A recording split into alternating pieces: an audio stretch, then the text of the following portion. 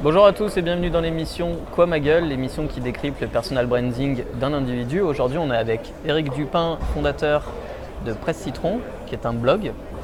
Pourquoi est-ce que tu vas bien? Ça va très bien, ouais. Je me retrouve un peu dans la peau de l'arroseur arrosé ici au Blend One Mix, puisque théoriquement je suis là pour aussi moi faire ce que vous faites, c'est-à-dire des interviews et du live.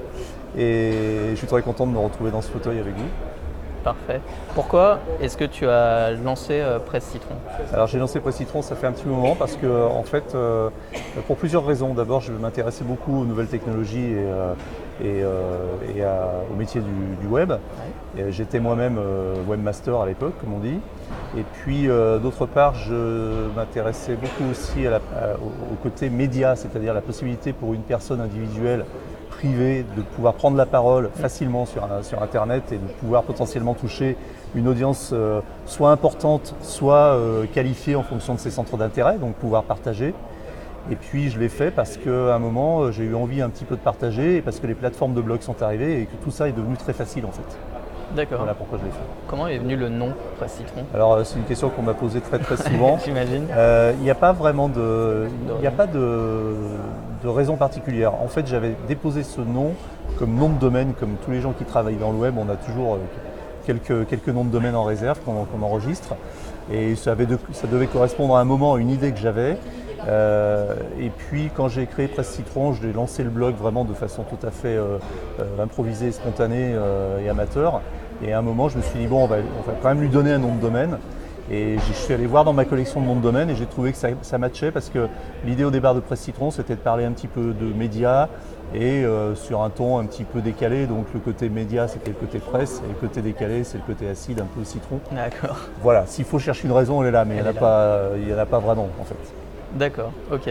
Et aujourd'hui, Presse Citron, c'est exclusivement un blog, il y a du service proposé à la personne, je parlais d'individus.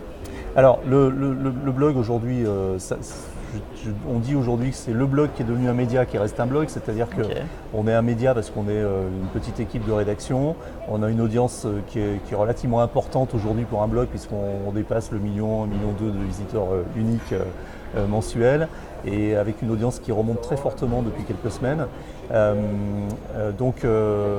Voilà, ça c'est le média, on est une équipe. Et ça reste un blog parce qu'on garde ce côté blog perso. Moi, j'interdis pas à mes rédacteurs d'écrire parfois à la première personne et de donner même leurs impressions de façon assez subjective. Donc on essaye d'être objectif tout en étant subjectif. Voilà. D'accord. Et c'est quoi ton sujet du moment? Alors, les sujets du moment… Le tien, pas le sujet général, le tien, mon celui sujet, qui fait kiffer. Moi je m'intéresse beaucoup, je suis très gadgetophile moi, donc tout ce qui notamment aujourd'hui se développe autour de la vidéo, de la prise de son, de la prise d'image m'intéresse beaucoup, donc je suis à l'affût et je me fais prêter tout ce qui sort pour tester des caméras 360, etc. Donc ça, ce format m'intéresse beaucoup. Après, dans les autres sujets, mais ça c'est assez connu, c'est une autre de mes activités, je m'intéresse beaucoup. Alors ça rejoint l'image, c'est les drones. Donc je m'intéresse beaucoup à cette technologie que je trouve absolument fascinante. Je suis moi-même pilote de drone, je fais très régulièrement, j'ai toujours mon petit drone avec moi partout et je fais très régulièrement des photos et des vidéos par drone un peu partout où je vais. Et puis après tout ça est relié par je dirais un sujet transversal dont on parle beaucoup aujourd'hui, qui est presque une tarte à la crème, mais qui me fascine, c'est l'intelligence artificielle. Et c'est justement comment on arrive à faire fonctionner ces machines avec de l'intelligence artificielle. Et il y en a de plus en plus, notamment dans les drones, qui sont des machines gavées de capteurs et aujourd'hui qui sont capables de définir des trajectoires, de reconnaître des visages, de reconnaître des personnes, de s'auto-réguler, d'éviter des obstacles, etc. Et je pense qu'on va aller de plus en plus loin, des drones qui répondent à la voix, qui répondent aux gestes, à la gestuelle. Donc on a évolué très fortement sur ce domaine.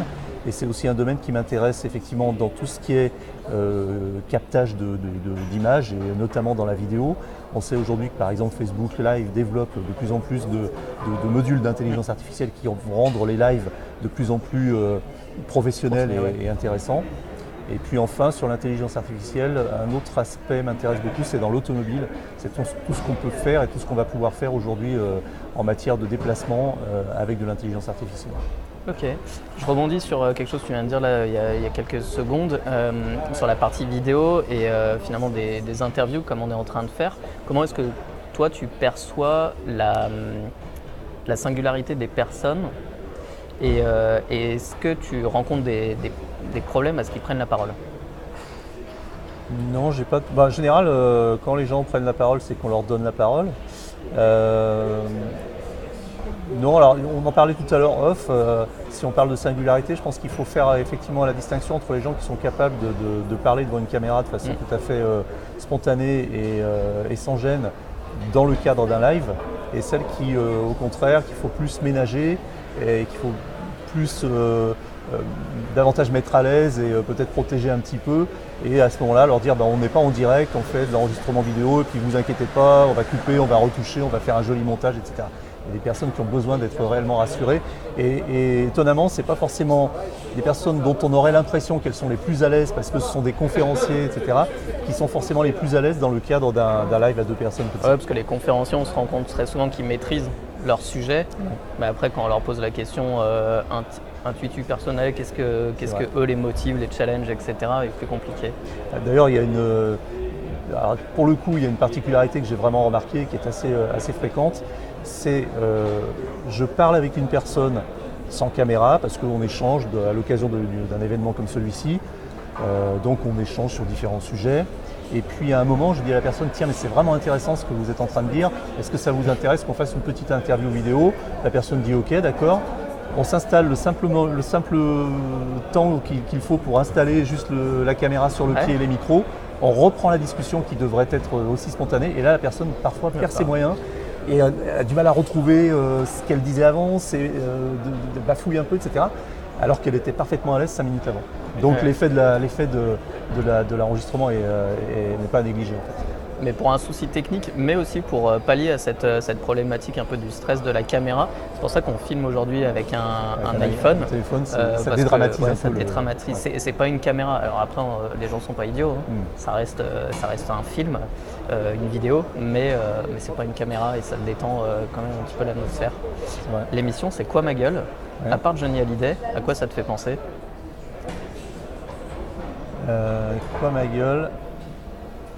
Eh ben, à part Johnny Hallyday, je vois pas trop. Je sais pas, Coluche n'avait pas fait une espèce de pastiche de ça, non? C'est un sujet vaste, hein, c'est pas. Non, je sais pas, non. À part Johnny, je vois pas trop. Il y a un truc, non? Ah non, il n'y a rien du tout. Je sais pas, par rapport à l'actualité, par rapport à. Non, le titre est sympa, je trouve ça marrant. Le petit logo va bien, donc pas de souci. Super, merci beaucoup. Merci. À très bientôt, merci d'avoir suivi l'émission et rendez-vous sur notre page Facebook Quoi ma gueule ou YouTube Quoi ma gueule, à très bientôt.